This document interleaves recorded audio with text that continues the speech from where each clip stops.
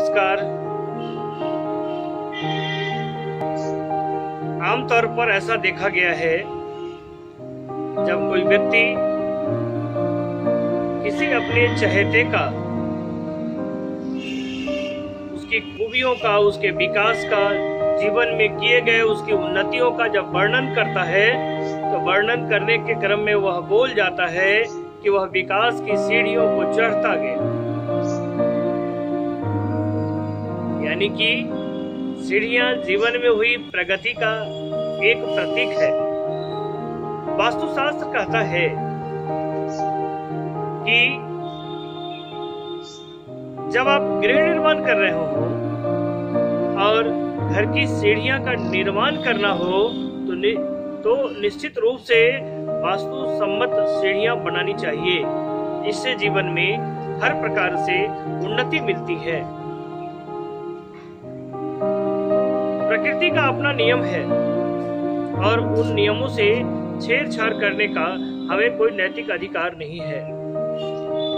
पृथ्वी अपने अक्ष पर घूमती है और पृथ्वी जिस दिशा में घूमती है उस दिशा में सीढ़ियां का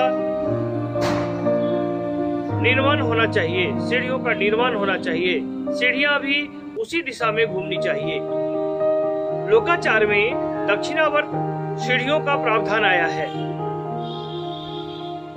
जब कभी हम सीढ़ियां बना रहे हो तो हमें दक्षिणावर्त सीढ़ियां बनाना चाहिए, जिसे हम क्लॉकवाइज सीढ़ियों के रूप में बोलते हैं। लेकिन जिन दिनों घड़ी का कोई प्रयोग नहीं किया जाता रहा होगा, उन दिनों वास्तुशास्त्र की रचना हुई थी और उन दिनों क्लॉकवाइज बोलने का कोई प्रचलन नहीं था। आप जब YouTube खोलेंगे और YouTube पर देखेंगे तो आपको अधिकतम वास्तुशास्त्री आपसे कहते हुए मिलेंगे कि क्लॉकवाइज सीढ़ियां बननी चाहिए। मेरा मानना है कि पृथ्वी जिस दिशा में गति करती है, जिस दिशा में घूमती है, उस दिशा में सीढ़ियों का निर्माण होना चाहिए। यदि पृथ्वी के घूमने की विपरीत दिशा में हम सीढ़ियां बनाते हैं तो प्रकृति के नियम के विपरीत होगा, जिस कारण से बहुत सारी परेशानियां उत्पन्न होंगी। आइए आज हम लोग इस एपिसोड में समझने का प्रयास करेंगे कि आपके भूखंड के किस कोने में, किस दिशा में सीढ़ियां बनती हैं, तो आपके लिए होगा बहुत ही लाभकारी, गुणकारी, प्रभावशाली, आपके व्यक्तित्व का विकास करेगा, आपके जीवन में खुशियां लाएगा। और सीढ़ियां हम कहाँ बनाएंगे तो बहुत सारी परेशानियों का सामना करना पड़ेगा। आइए इसको समझने का प्रयास करते हैं। वास्तुशास्त्र कहता है कि दक्षिण पश्चिम का दिशा सीढ़ियों के लिए सबसे उपयुक्त माना गया है। आपको पता है, मैंने पिछले कई वीडियो में बताया है कि दक्षिण पश्चिम कोने के स्वामी राहु केतु होते हैं। यह गृह स्वामी का कोना है, यह पृथ्वी तत्व है। यह कोना थोड़ा भारी होना चाहिए। यदि इस दिशा में हम सीढ़ी का निर्माण करते हैं तो घर में आएगी स्थिरता, धन स्थिर रहेगा, चित्त स्थिर रहेगा, सामाजिक कार्यों के उद्देश्यों की पूर्ति होगी और सब प्रकार से अच्छा होगा।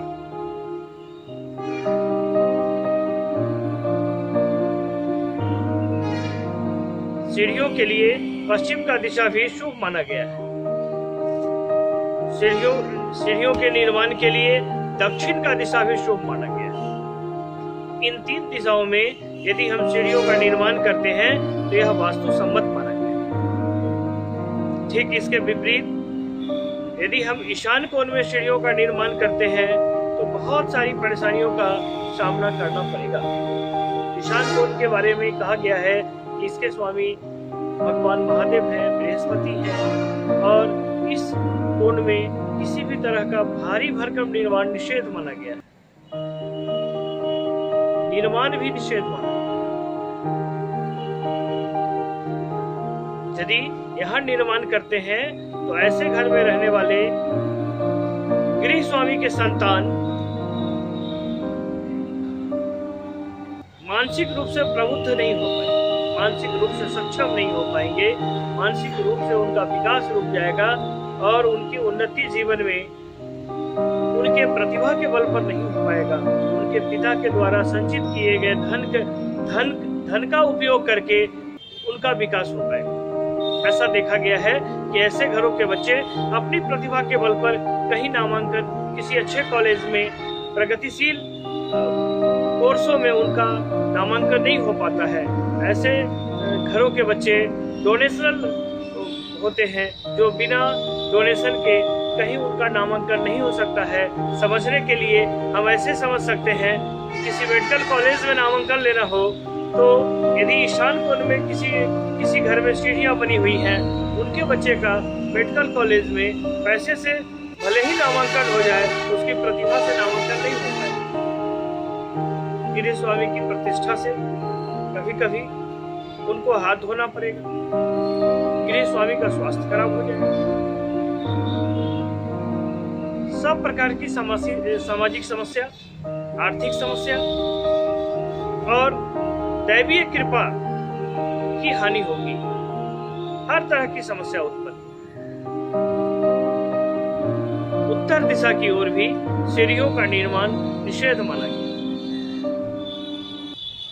वायव्य कोण में भी, उत्तर पश्चिम के कोण में भी सीढ़ियों का निर्माण निषेध माना गया। यदि उत्तर पश्चिम में सीढ़ियों का निर्माण हम करते हैं तो यहाँ वास्तु दोष उत्पन्न होगा। आपके सभी सगे संबंधियों से आपका रिश्ता खराब हो जाएगा।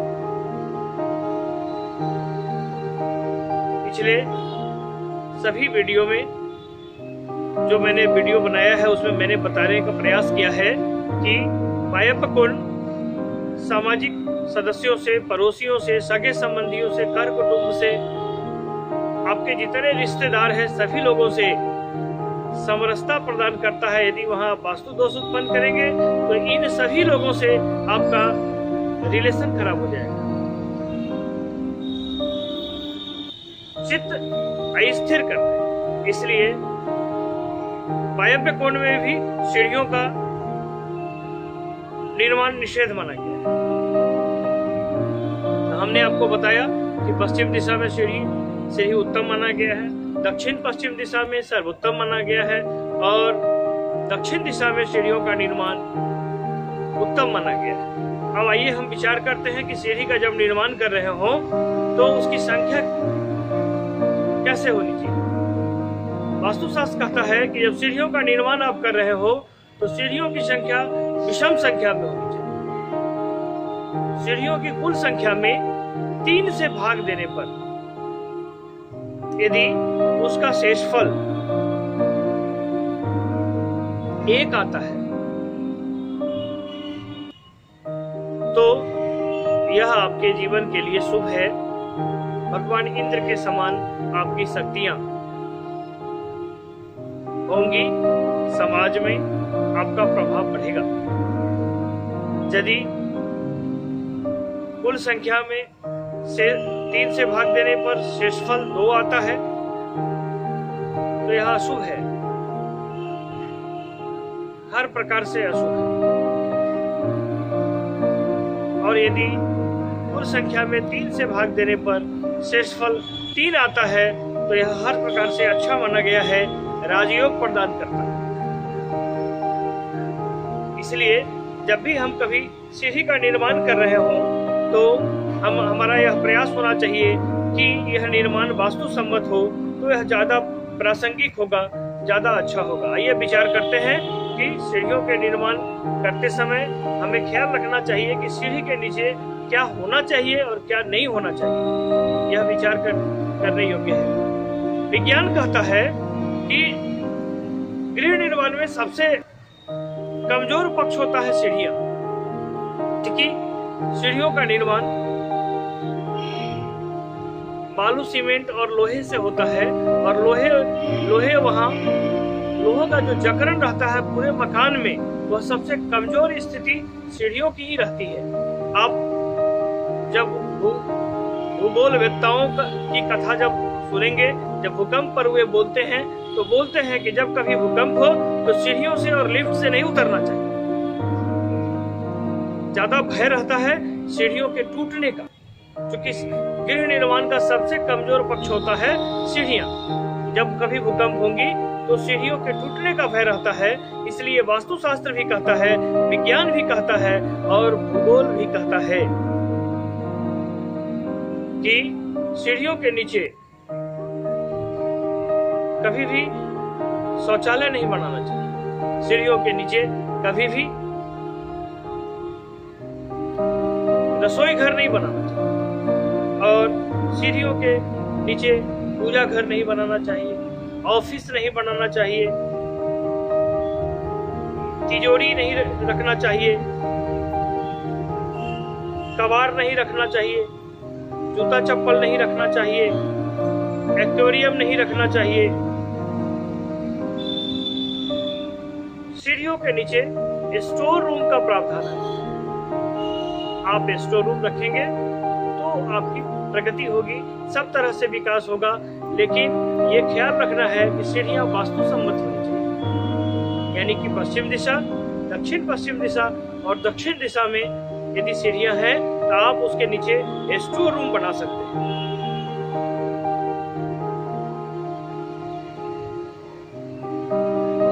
यदि सीढ़ियों के नीचे प्रकाश की उत्तम व्यवस्था नहीं है तो आप लाल रंग के बल्ब का प्रयोग कर सकते हैं। अन्य किसी भी रंग के बल्ब का प्रयोग निषेध माना गया है। यदि आपके घर में सीढ़ियां वास्तु अनुकूल नहीं बनी हुई हैं, वास्तु दोष उत्पन्न हो गया है, तो आइए विचार करते हैं। हम लोग देखते हैं कि ऐसी परिस्थिति में हमें वहां क्या टोटके अपनाना चाहिए ताकि वास्तु दोष से मुक्ति मिल सके। कहावत है, ऐसा चर्चा आया है शास्त्रों में कि समुद्र मंथन के समय भगवान विष्णु ने सुमेरु पर्वत के भार को अपने पीठ पर धारण किया था और तब समुद्र मंथन हुआ था। इसलिए यदि आपके घर में सीढ़ियों में वास्तु दोष है तो एक तांबा का बर्तन लेकर, एक तांबा का कछुआ लेकर किसी भी बर्तन में, किसी भी प्रकार के बर्तन में जल भरकर सीढ़ियों के नीचे रख दें। यह रोज आपको सूर्योदय के समय में करना है और फिर कल सुबह सूर्योदय के समय में उस जल को बदल देना। जो भी वास्तु दोष होगा वह समाप्त हो जाएगा। यदि सीढ़ियां दक्षिणावर्त नहीं है, वामावर्त हो गई हैं, तो ऐसी स्थिति में सीढ़ी जहां मूर्ता हो वहां पर एक शीशा लगा दीजिए। विपरीत प्रतिबिंब उपस्थित होगा और इस तरह से वहां से वास्तु दोष समाप्त हो जाएगा। एक चीज और विचारणीय है, कभी भी घर के ब्रह्म स्थान में सीढ़ियां नहीं होनी चाहिए। ब्रह्म स्थान कहा गया है यानी सभी दिशाओं से घर का वह केंद्र जो मध्य में पड़ता हो, जिसकी दूरी सभी दिशाओं से केंद्र में समान दूरी हो, मध्य में हो, बिल्कुल मध्य में हो, तो वहां भी सीढ़ियों का निर्माण नहीं होना चाहिए। बहुत बड़ा वास्तु दोष उत्पन्न करता है। इन्हीं शब्दों के साथ आपसे फिर मिलेंगे, फिर नए वीडियो में नई बातों को लेकर के। आज आपने सीढ़ियां घर में कहाँ होनी चाहिए आपने सीखा। तब तक के लिए विदा चाहता हूँ। जय हिंद।